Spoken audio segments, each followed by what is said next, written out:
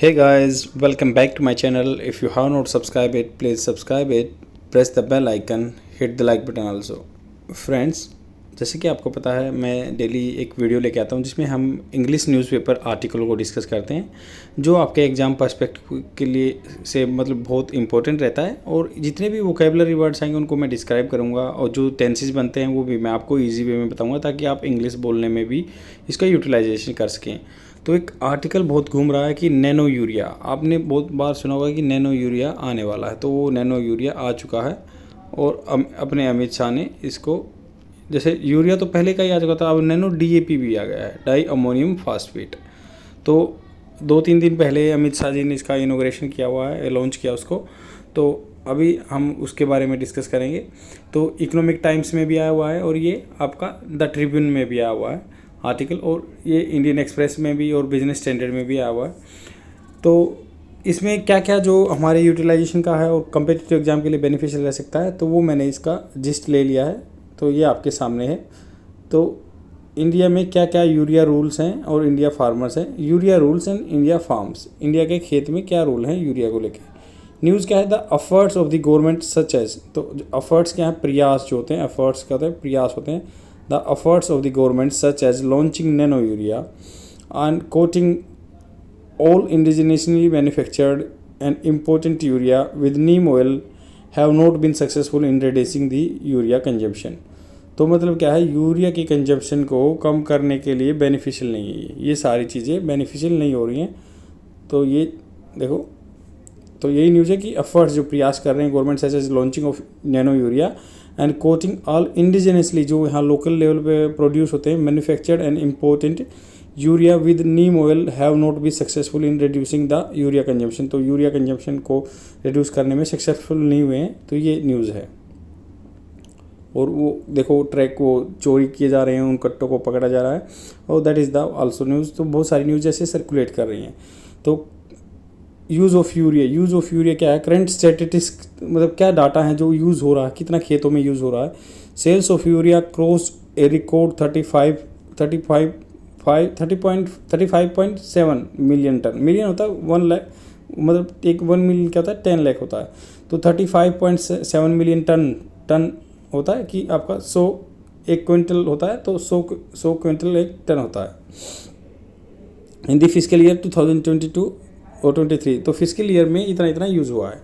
After नीम coating, नीम coat करने के बाद क्या है, नीम का कोट करने के बाद was fully in force from December 2015 में ये लागू हो गया था। आपको मैं बताना चाहूँगा कि क्या था, पहले यूरिया जो है बहुत सारी इंडस्ट्री में भी यूज हो जाता है। तो क्या होता था, जो गवर्नमेंट सब्सिडी देती है उस सब्सिडी का बंदे क्या है, वो यूरिया यूज़ करके इंडस्ट्री में यूज़ कर रहे थे। तो गवर्नमेंट ने क्या प्लान लिया दिसंबर 2015 में कि हम क्या है, यूरिया को नीम कोटेड कर देंगे ताकि ये इंडस्ट्री में यूज़ ना हो सके। बहुत सारा रिफाइनरी वगैरह में भी यूज़ होता था।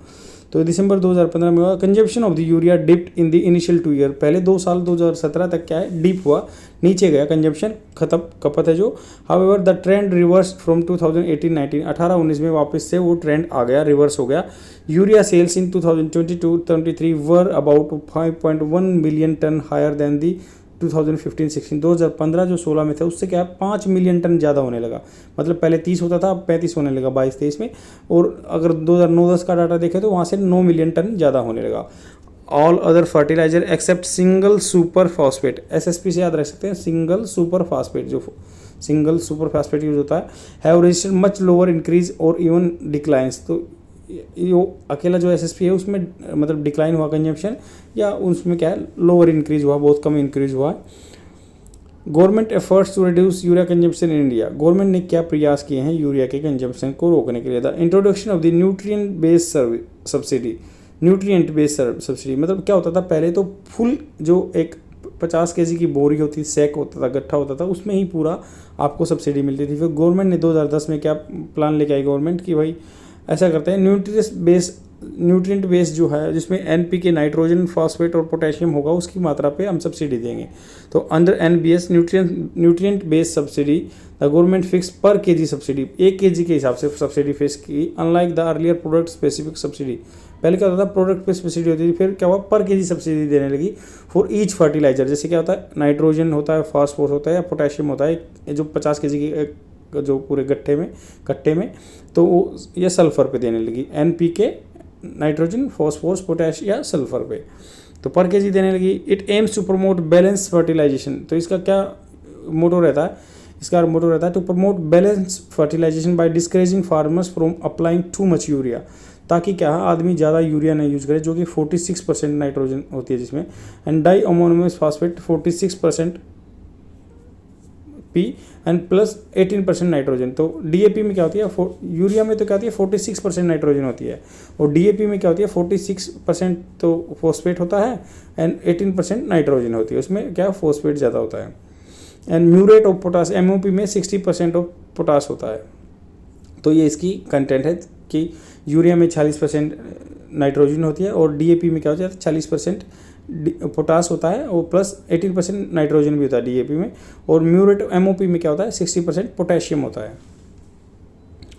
What is nutrient based subsidy regime for fertilisers, क्या होता था इसमें, under this scheme a fix amount of subsidy based on the nutrient content present in them provided on each grade of the subsidised phosphatic and potassic fertiliser except urea. तो यहाँ पे क्या बोल रहा है कि जो न्यूट्रिएंट बेस्ड सब्सिडी दी जाती थी, इसमें क्या होता था, फिक्स्ड अमाउंट ऑफ सब्सिडी, एक पर्टिकुलर अमाउंट फिक्स कर दी जाती थी कि आपको इतनी छूट मिलेगी based on the nutrient content present, जिसमें क्या है न्यूट्रिएंट जितना हो तो in them in provided on each grade of subsidise phosphatic and potash, जो P and K पे मिलती थी यूरिया को छोड़ के। It was expected that NBS scheme will control farmer from applying too much urea containing only nitrogen. तो जिसमें क्या यूरिया में 46% नाइट्रोजन होती है, तो ये है कि आदमी उसमें सब्सिडी ज़्यादा मिलती थी तो उसी को यूज करते थे खेतों में। Even that can be detrimental for the environment and for our crop also, that's why government bring with that nutrient based subsidy in 2010 itself, and from that particular time the subsidy was provided in the form of the per kg quantity of the particular nutrient, that जो हर एक nutrient के लिए अलग अलग quantity में subsidy मिलेगी। इन 2015 में क्या हुआ, the centre made it mandatory to coat all indigenously, जो यहाँ लोकल लेवल पे प्रोड्यूस होते हैं manufactured and imported urea with neem oil. तो 2015 में क्या कंसेप्ट आया कि भाई इसको नीम ऑयल से कोटेड कर देते हैं ताकि ये इंडस्ट्री में यूज ना हो सके। एंड कंजम्पशन डिड डिप, तो डिप हुआ थोड़ा सा 2 साल में, बट द ट्रेंड रिवर्स 2018-19 में दोबारा से वापस हो गया। This was followed by replacing 50 kg bags, जो 50 kg का बैग्स आता है जो उसको 45 kg का बैग कर दिया 2018 में ये रूल लेगा कि भाई इसको 45 kg का कर दो। And launch of the liquid nano urea, तो लिक्विड फॉर्म में नैनो यूरिया यूज़ हुआ बाई इंडियन फार्मर फर्टिलाइजेशन को इफ़ को बोलते हैं, जो इंडियन फार्मर फर्टिलाइजर कोऑपरेटिव इन 2021 में ये गवर्नमेंट ने मेजर ले दिया कि हम यूरिया की खपत कम कर देंगे। Why did government efforts to reduce urea consumption fail and its impact, कैसे फेल हो रहा है और क्या इसके दुष्परिणाम हैं। The failure of NBS fail हुआ कि न्यूट्रिएंट बेस्ड सर्विसेज 2010 में आई थी, जो the data reveal worsening of the nutrient imbalance with urea consumption rising at the expense of the NPKs complexes and SSP। तो ये बोल रहे हैं कि दो डाटा रिवील करता है कि वर्सनिंग बहुत खराब हो गया है, न्यूट्रिएंट इम्बैलेंस, न्यूट्रिएंट का जो है इम्बैलेंस हो गया एनवायरनमेंट में, with urea consumption rising at the expense of the NPKs complexes. तो जो नाइट्रोजन है, फॉस्फेट है, पोटेशियम है और सल्फाइट है, कॉम्प्लेक्सेस है या सुपर सल्फाइट फॉस्फेट भी है, जो उसके कंपैरिजन में यूरिया का ज़्यादा यूज़ हो रहा था, ये हमारे एनवायरनमेंट के लिए खतरनाक है। This is because maximum MRP, जो MRP of urea is going up by A मियर only 65% from 4,830 to 5,628 पर टन। मतलब 1 टन का जो क्या है प्राइस 5,628 हुआ यूरिया का इंट्रोडक्शन ऑफ दी NBS। अगर NBS इंट्रोड्यूस किया तो ये मतलब इतना ही बढ़ा, 5,688 पर टन हुआ। एंड द जो करंट पर जो आजकल चल रहा है इसका प्राइस क्या है, 5,628 यूरिया के लिए है MRP 1 टन का। एंड जो 27,000 है 27,000 फॉर DAP, तो DAP महंगा है। एंड 34,000 फॉर MOP, जो म्यूरेट ऑफ पोटास है वो महंगा है 34,000 का। तो आर नाउ वेयर कंपेटिबल, तो कंपेटिबल क्या, सस्ता 5,628 का यूरिया, तो इसलिए फार्मर जो अफोर्ड नहीं कर पाते दे आर परचेजिंग, और उनके माइंड में ये नोशन है कि धारणा है कि अगर ज़्यादा से ज़्यादा फर्टिलाइजर यूज करेंगे उपज बढ़ेगी और हमारा पैसा बनेगा, और जो महंगा वो नहीं ले रहे हैं वो। Now ever compatible with the, compatible मतलब उसका सामंजस्य बैठा हुआ है with the nowhere compatible. Compatible कैसा है, मान लो क्या होना चाहिए, NPK 4:1 के रेशो में होना चाहिए, 4, 2 और 1 के रेशो में होना चाहिए। Nitrogen, phosphate and potassium are ratio generally considered ideal for the Indian soil. जो हमारी इंडियन धरती है उसके लिए ये 4:2:1 का रेशो होना चाहिए, वो इसके साथ कंपेटेबल है। नो वेयर मतलब कहीं भी कंपेरिजन नहीं है इस जो है। The price control on DAP with company is not allowed to charge more than 27,000 per ton. तो डीएपी पे कंट्रोल क्या कि 27,000 से ज़्यादा नहीं देंगे। Decline in the nitrogen use efficiency and crop yield. तो देखो नाइट्रोजन यूज एफिशिएंसी, नाइट्रोजन ज़्यादा यूज़ हो रहा है ना यूरिया के फॉर्म में, उसकी यूटिलाइजेशन नहीं हो रहा, उसकी एफिशिएंसी कम आ रही है एंड क्रॉप यील्ड कम हो रही है। कैसे? Nutrient nitrogen use efficiency to the proportion of the nitrogen applied mainly through the urea is the actually utilized by the crops to produce harvested yields। जो हम फसल काटते हैं तो वो उसके लिए कम यूटिलाइजेशन हो रहा है जो नाइट्रोजन हम डाल रहे हैं। जैसे कहता है nitrogen use efficiency in India has fallen from 48.2%, मतलब हम 100% मतलब कुछ 100 चीज़ डाल रहे हैं तो उसमें 48% ही एब्जॉर्ब हो रहा है सोयल के द्वारा, जो 1962-63 में होता था। अब वो क्या आ गया है 2018 में 34% पे आ गया है। मतलब 100 चीज़ मार रहे हैं तो 34% हमारी धरती ले रही है बस, which was below the global average, जो ग्लोबल एवरेज 45 या 53% की होती है फॉर दी नॉर्थ अमेरिका 2018 में जो थी। दिस हैज़ लेड टू, देखो हैज़ वर्ब की third form present perfect tense, जो बीत गया है उसका इफेक्ट अभी भी है। तो और पास्ट का क्या होता है, उसका जो इम्पैक्ट है बिल्कुल पास्ट में ही रहता है। तो ये डिफरेंस होता है प्रेजेंट परफेक्ट और पास्ट में। This has led to the reduction of the crop yield response to the fertiliser use by more than half over time. तो इसमें क्या बताया गया है, दिस हैज़ लेड टू, ये किससे क्या आगे बढ़ा, the reduction of the crop yield का कम हो गया, response to the fertiliser use by more than half over time. तो यूटिलाइजेशन क्या है, कम हो रहा है और ज़्यादा कंजम्पशन बढ़ गया। What needs to be done to reduce urea consumption, क्या करना चाहिए यूरिया कंजम्पशन को कम करने के लिए। The obvious solution is to reduce the consumption of nitrogen and promote products containing other nutrients is desire crop and soil specific combination. तो obvious इसका solution क्या है, to reduce the consumption of nitrogen and promote product containing other nutrients is desired. खुशी मतलब उसकी आकांक्षा जगी कि भाई हम दूसरे चीज़ों को बढ़ाना देना चाहिए। And for this the government should make incorporation of urease and nitrification inhibitors compulsory in urea. तो क्या है देखो, इसके लिए क्या गवर्नमेंट ने क्या किया, शुड टेक, गवर्नमेंट को क्या लेना चाहिए, गवर्नमेंट शुड मेक इनकॉर्पोरेशन, उसको सम्मिलित करना चाहिए, यूरियाज एंड न्यूट्रिफिकेशन इनहिबिटर्स, उसको रोकने वाले कंपलसरी इन यूरिया, जो यूरिया में इसको नाइट्रोजन को कम करें से। These are the chemical compounds that inhibited activities of urease. तो क्या है, जैसे कोई केमिकल कंपाउंड यूज करते हैं जो इनहिबिट होता है, रोकना, रोकथाम करना, the activity of ureas, urea की जो है एक्टिविटीज़ को रोकते हैं। ये सोयल एंजाइम, यूरियाज क्या है, सोयल एंजाइम है। तो यूरिया के पीछे ऐसी लग गए, ये सोयल एंजाइम है, जैसे अपने डाइजेस्टिव एंजाइम होते हैं पचने वाले जो हम खाते हैं डाइजेशन के लिए। Soil enzyme that breaks down urea into the ammonium and further to the ammonia. तो अमोनियम एंड अमोनिया में तोड़ता है जो कि यूरिया को।